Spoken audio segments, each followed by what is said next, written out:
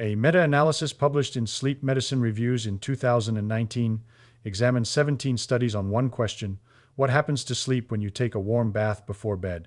The finding was consistent across every study. A bath at 40 to 42 degrees Celsius, taken 1 to 2 hours before bed, reduced sleep onset latency by an average of 50%.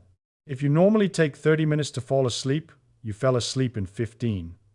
If you normally take an hour, you fell asleep in 30 minutes, 50%. From a bath, the mechanism is a paradox. Heating your body makes you fall asleep faster because it makes you cool down faster. The warmth is not the sleep aid. The cooling that follows the warmth is the sleep aid, and the physics of why heating accelerates cooling is the physics your assumption gets exactly backwards. You assume the bath helps because it relaxes you, because the warm water is soothing, because the ritual of bathing calms the mind. Every element of that assumption is wrong, not because relaxation doesn't feel real, but because the measurable mechanism operates through thermodynamics rather than through psychology. The bath produces a physiological state change that would occur even if you found the bath unpleasant, even if you were anxious during it, even if the ritual brought no psychological comfort at all. The mechanism is vascular. The mechanism is thermal. The mechanism does not require you to feel relaxed. It requires the blood vessels to dilate. Here is the gate that must open before sleep can begin, because sleep is not a decision. It is not a choice the mind makes when it feels tired enough.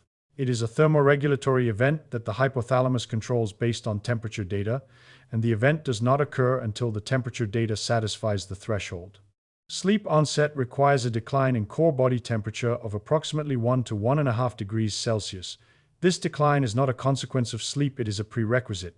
The preoptic area of the hypothalamus, the brain's thermostat, a small cluster of neurons anterior to the hypothalamus that monitors core temperature continuously through thermosensitive neurons that increase their firing rate as temperature changes, detects the evening decline in core temperature and responds by initiating the sleep cascade. GABAergic neurons in the preoptic area inhibit the arousal centers in the brainstem, the locus coeruleus, the dorsal raphe, the tuberomammillary nucleus, the nuclei that the rocking chair discussion described as targets of vestibular modulation. The inhibition is temperature dependent. When core temperature declines past the threshold, the preoptic area suppresses arousal.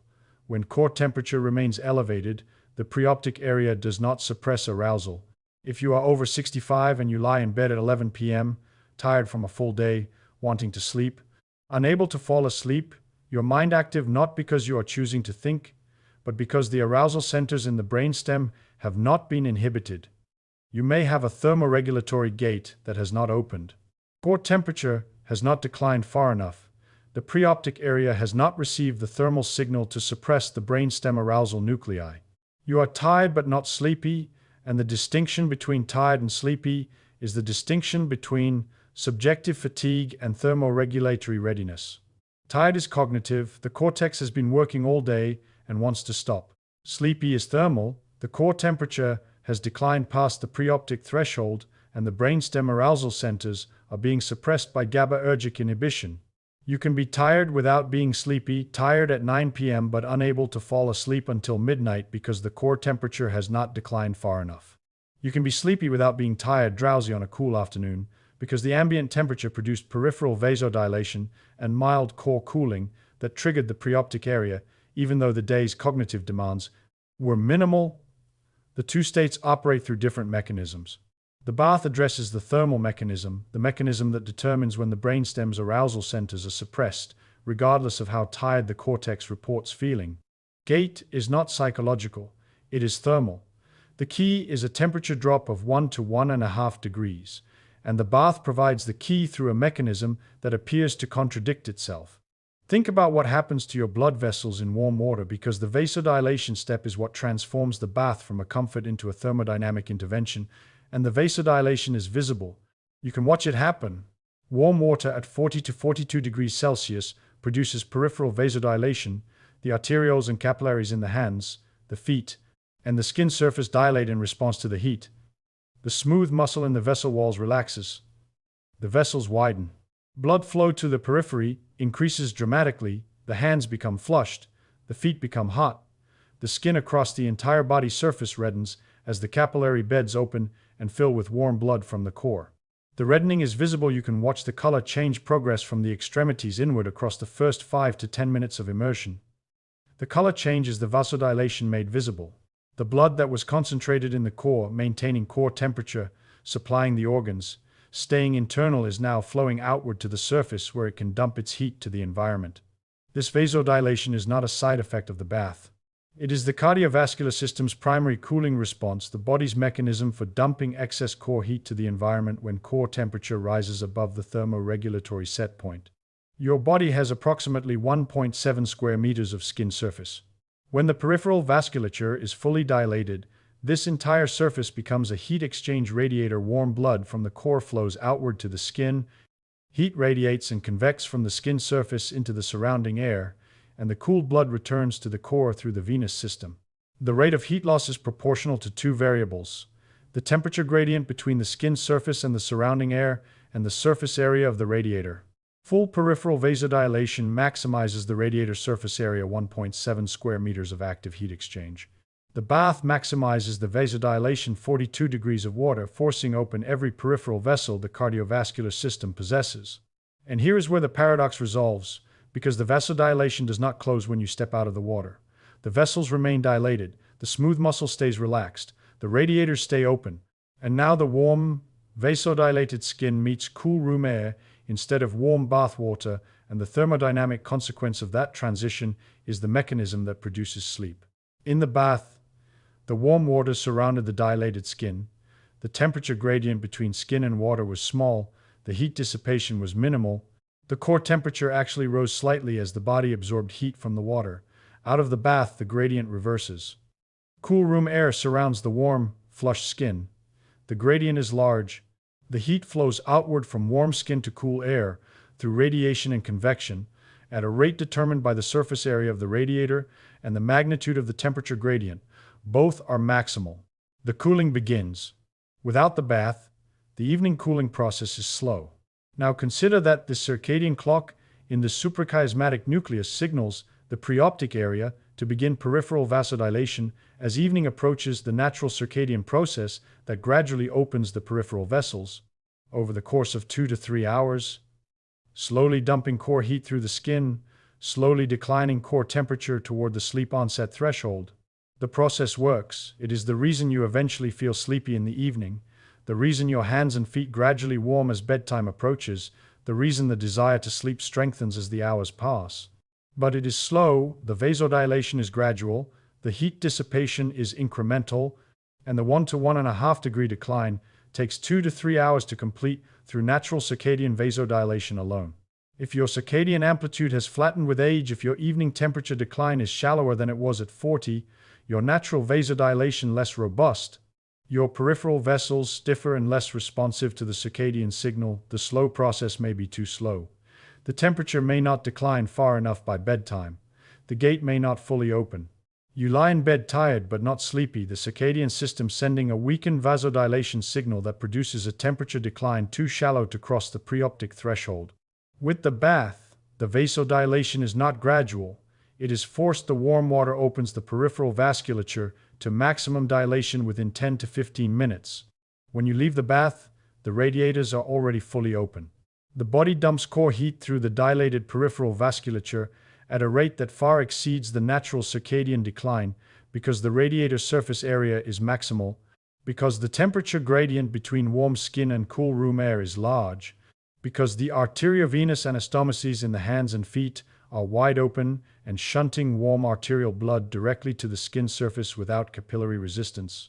Core temperature drops by 1 to 1.5 degrees within 60 to 90 minutes of leaving the bath, a decline that would normally take 2 to 3 hours through natural circadian vasodilation. The thermoregulatory gate in the preoptic area opens earlier. The sleep cascade initiates sooner. You fall asleep faster, not because the bath was relaxing, but because the bath pre-dilated the radiators. The dilated radiators dumped core heat faster than the circadian process alone could manage, and the accelerated cooling crossed the preoptic threshold earlier than it would have without intervention. Bath does not make you warm for sleep. The bath opens the radiators so your body can cool itself for sleep faster than it would without the intervention. The warmth was the tool. The cooling is the mechanism. The sleep is the result. Well, and the melatonin connection. Because the relationship between core temperature decline and melatonin release runs in both directions, and the bath amplifies the direction that matters for sleep. Circadian clock in the suprachiasmatic nucleus initiates both processes in the evening. It signals the pineal gland to begin melatonin synthesis, and it signals the preoptic area to begin peripheral vasodilation and core cooling. The two processes are linked by circadian timing. They begin together as the evening progresses. But they are also linked by feedback. Rapid core temperature decline itself facilitates melatonin release through the preoptic pineal pathway. The faster the core cools, the stronger the melatonin signal. The stronger the melatonin signal, the more the arousal centers in the brainstem are suppressed. The more the arousal centers are suppressed, the faster sleep onset occurs. The relationship is a positive feedback loop. The thermal decline drives the chemical signal drives the neural suppression permits sleep. The bath accelerates the thermal component of this loop, and everything downstream accelerates with it. Bath is not a melatonin supplement. It does not introduce melatonin from outside the body. It is a thermodynamic accelerator that amplifies the body's own melatonin signal through faster core temperature decline, the thermal input reinforcing the chemical signal the pineal gland is already producing. The chrononutrition discussion described the darkness signal that initiates melatonin synthesis, the suprachiasmatic nucleus responding to the absence of retinal light by activating the pineal pathway, sustained darkness exposure, and screen removal reinforcing the onset. What the bath adds is the thermal dimension, the accelerated core cooling that reinforces the melatonin signal the darkness initiated.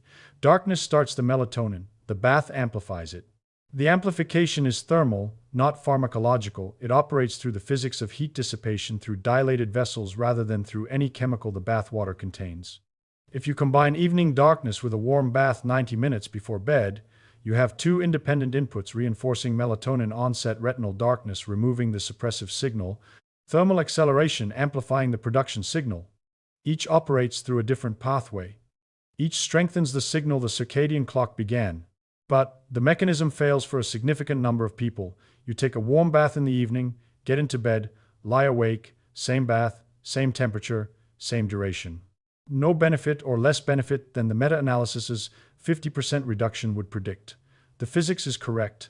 The thermoregulatory gate is real. The vasodilation occurs. And yet you do not fall asleep faster. The reason has nothing to do with the bath itself. It has everything to do with three variables. The bath cannot control where the heat leaves the body, what happens after the bath, and when the bath occurs relative to bed. Each variable can sabotage the thermodynamic mechanism the bath initiates.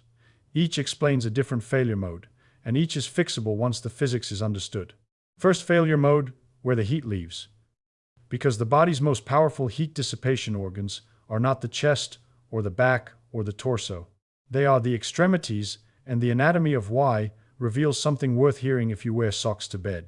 You see, the hands and feet have a uniquely high density of arteriovenous anastomoses, direct connections between arterioles and venules that bypass the capillary bed entirely. In most of the body, arterial blood must pass through the capillary network, the narrow, high-resistance vessels where gas exchange and nutrient delivery occur before reaching the venous system. The capillary transit is slow. The heat dissipation is limited by the capillary flow rate. In the hands and feet, the arteriovenous anastomoses provide a wide, low-resistance channel that shunts large volumes of warm arterial blood directly into the venous system at the skin surface. When these anastomoses open during vasodilation, the hands and feet become rapid heat exchange devices more efficient per square centimeter than any other skin surface on the body. Croce and colleagues published in Nature in 1999 a finding that reframed how sleep researchers think about the relationship between extremity temperature and sleep onset. The rate of warming of the distal extremities, the hands and the feet in the evening, was the strongest physiological predictor of rapid sleep onset. Stronger than melatonin onset, stronger than subjective sleepiness, stronger than any questionnaire or self-report measure, stronger than any psychological variable the researchers measured. The hands and feet warming is the vasodilation signal, the visible, measurable confirmation that the peripheral radiators are opening and core heat dissipation is accelerating. The faster the hands and feet warm, the faster the core cools, the faster sleep onset occurs. That finding, distal extremity warming, predicting sleep onset more accurately than melatonin, is the detail that made the melatonin supplement conversation look like it was starting in the wrong place. The medical conversation about sleep is dominated by melatonin supplements, melatonin timing, melatonin measurement. Kreutz's data says the temperature is more predictive than the hormone. The physics is more fundamental than the chemistry. The radiators matter more than the signal. Implication if you have insomnia is direct. The intervention most likely to accelerate sleep onset is not a melatonin supplement. It is a thermal intervention that opens the peripheral vasculature and accelerates core cooling, which, as a downstream consequence, amplifies the body's own melatonin signal. The bath addresses the physics. The melatonin follows the physics. The sleep follows the melatonin. The sequence starts with temperature, not with chemistry. Now, if you wear socks to bed, the socks may be solving one problem while creating another, and the thermodynamics of why explain a sleep difficulty you may have attributed to anxiety or aging. Cold feet at bedtime can indicate peripheral vasoconstriction. The arterioles in the feet are constricted. The arteriovenous anastomoses are closed. The radiators are shut. Your feet are cold because warm blood is not reaching them. The vessels are too narrow. The flow is too restricted. The core is retaining heat because the dissipation pathway through the feet is blocked. The thermoregulatory gate cannot open because the temperature decline is too slow. The core is holding its heat because the radiators in the extremities are closed. Socks warm the feet through insulation. They trap the small amount of heat the constricted vessels release and prevent it from dissipating to the room air. The feet feel warmer. You are more comfortable. The discomfort of cold feet is solved. But the socks also insulate the radiators. They reduce the rate of heat dissipation from the feet to the environment, which means they slow the core temperature decline rather than accelerating it. The socks treat the symptom cold feet while potentially worsening the underlying problem insufficient core cooling. Your feet are warmer. Your core is not cooling as fast as it would if the feet were warm from vasodilation rather than from insulation. Warm water solves the problem upstream. The warm water dilates the arteriovenous anastomoses, the radiators open, warm blood flows to the feet from the core, the feet become hot from the inside rather than insulated from the outside. After the bath, the warm feet in cool air dissipate heat rapidly, the anastomoses are open, the blood is flowing, the core is cooling through the mechanism Kreutz identified as the strongest predictor of sleep onset. If you take a bath 90 minutes before bed, you have warm feet and a cooling core, both conditions met simultaneously. If you wear socks to bed, you have warm feet and a core that may be cooling more slowly because the insulated feet are preventing heat dissipation. Distinction is not absolute. Socks do not prevent sleep. Many people sleep well in socks. But if you wear socks because your feet are cold and you also have difficulty falling asleep, the cold feet and the sleep difficulty may share a common cause: peripheral vasoconstriction, preventing the core temperature decline that sleep onset requires. The bath addresses the vasoconstriction. The socks address only the cold feet. Second, failure mode. What happens after the bath? Move to a cool environment. Wear light clothing or none. Allow the dilated peripheral vasculature to dissipate heat efficiently, the cool air against the warm. Flushed skin is the thermodynamic engine that drives core temperature decline. Do not wrap in a heavy robe. Do not sit in a heated room. Do not climb under a thick blanket on the sofa. Every layer of insulation between the dilated skin and the room air reduces the rate of heat dissipation, slows the core temperature decline, delays the preoptic threshold crossing, pushes sleep onset later. The point of the bath was to open the radiators. The point of the cooling period is to let them work.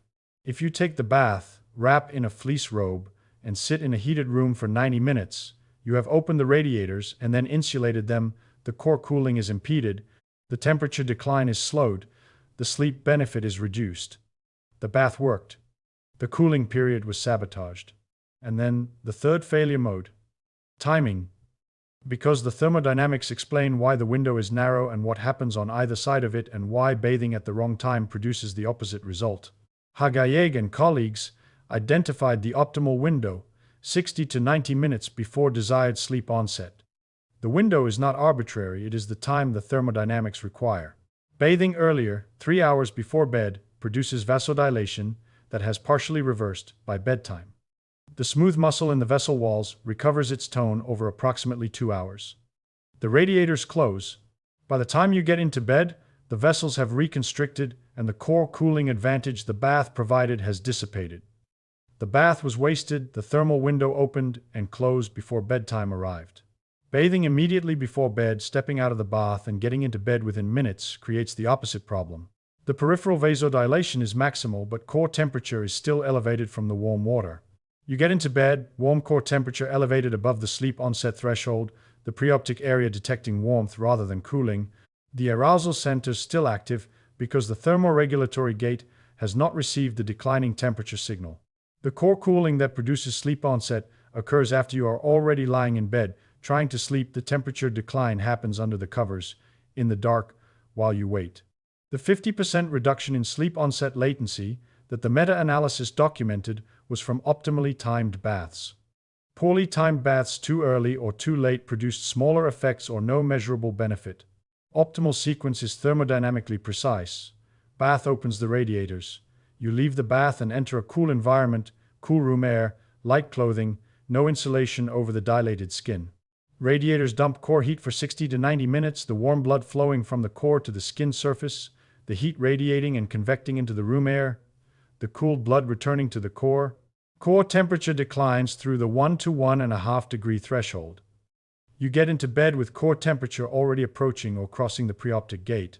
Sleep onset occurs rapidly because the thermoregulatory prerequisite has already been met by the time the head reaches the pillow.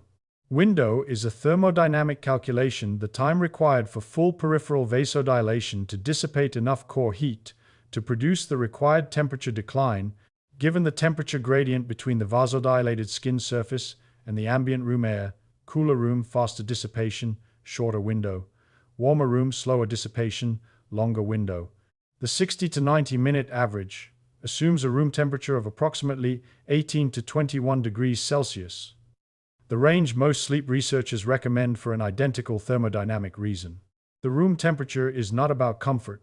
It is about providing the temperature gradient that the dilated skin surface needs to dissipate core heat at the rate that crosses the preoptic threshold before sleepiness fades. That cascade forced peripheral vasodilation, opening 1.7 square meters of heat exchange surface, core temperature declining through the preoptic threshold in 60 to 90 minutes, rather than the 2 to 3 hours natural vasodilation requires. Melatonin release amplified by the accelerated thermal decline. The thermoregulatory gate opening earlier than the circadian clock alone would open. It is the finding that made a bath stop looking like a comfort ritual and start looking like applied thermodynamics for me. One note on safety, because warm bathing in adults over 65 involves a cardiovascular consideration. Warm water produces vasodilation, which reduces peripheral vascular resistance, which can produce a transient drop in blood pressure. For most healthy older adults, the drop is modest and well tolerated. If you have orthostatic hypotension, medication-controlled blood pressure that runs low, or a history of fainting episodes, the vasodilation from a hot bath can produce lightheadedness when standing to exit. A grab bar, a non-slip surface, and a seated exit reduce the risk. Water temperature at the lower end of the range, 40 degrees rather than 42, is appropriate if blood pressure is a concern. Water temperature, 40 to 42 degrees Celsius, hot enough to produce visible skin flushing across the chest, the arms, the hands, and the feet. The flushing is the confirmation that the mechanism is working. The redness is visible evidence that the arterioles have dilated and warm blood is flowing to the skin surface. If no flushing appears after 10 minutes, the water is not warm enough to produce the vasodilation the thermodynamics require. Duration, 10 to 20 minutes, sufficient to achieve maximum vasodilation. The vessels reach full dilation within 10 to 15 minutes of immersion. Longer soaking provides no additional thermodynamic benefit. The radiators are already fully open. After the bath, the failure modes above describe what to avoid. Move to a cool environment. Light clothing, cool air against warm skin. The radiators are open. Let them work. Consider the alternative. If a full bath is not accessible, if mobility limitations prevent getting into and out of a bathtub safely, if no bathtub is available in the home, if balance concerns make standing in a wet bath dangerous, if the physical effort of bathing is itself a barrier, a foot bath at 40 to 42 degrees produces significant vasodilation through the arteriovenous anastomosis in the feet. Fill a basin or a deep bucket with warm water. Sit with both feet submerged for 15 minutes. The anastomoses will dilate, the feet will flush visibly, the skin color changing from pale to pink to red as the vessels open and warm blood flows from the core to the skin surface. The core heat will begin dissipating through the feet and lower legs into the water, and then, after the feet are removed, into the room air. The effect is smaller than a full bath because the vasodilated surface area is limited to the feet and lower legs rather than the full 1.7 square meters. But the mechanism is identical: peripheral vasodilation, core heat dissipation, accelerated temperature decline, faster sleep onset. And Krejci's data showed that distal extremity warming was the strongest predictor of sleep onset. The footbath targets exactly the anatomy his research identified as most relevant. The feet are not a compromised location for the intervention. They are the primary heat dissipation organs the thermodynamic model identifies as the most important. The warmth was never the point. The cooling was. Your body needs to drop 1 to 1.5 degrees Celsius before the thermoregulatory gate in the hypothalamus opens and the sleep cascade begins. The bath forces open the peripheral radiators, 1.7 square meters of skin surface flushed with warm blood, dumping core heat into the air through dilated vessels that the natural circadian process would have taken hours to open. The paradox resolves into physics. Heat the surface to cool the core. Open the radiators to empty the furnace. 40 degrees. 15 minutes. 90 minutes before bed. Cool air after. Light clothing after. Every person who has ever taken a hot bath and felt sleepy afterward experienced the mechanism. Every person who has ever taken a hot bath immediately before bed and not felt sleepy who got into bed warm and lay awake experienced the timing error. Same bath, different timing. Opposite results. The mechanism works. The physics determines whether it works for you or against you. From thermodynamics.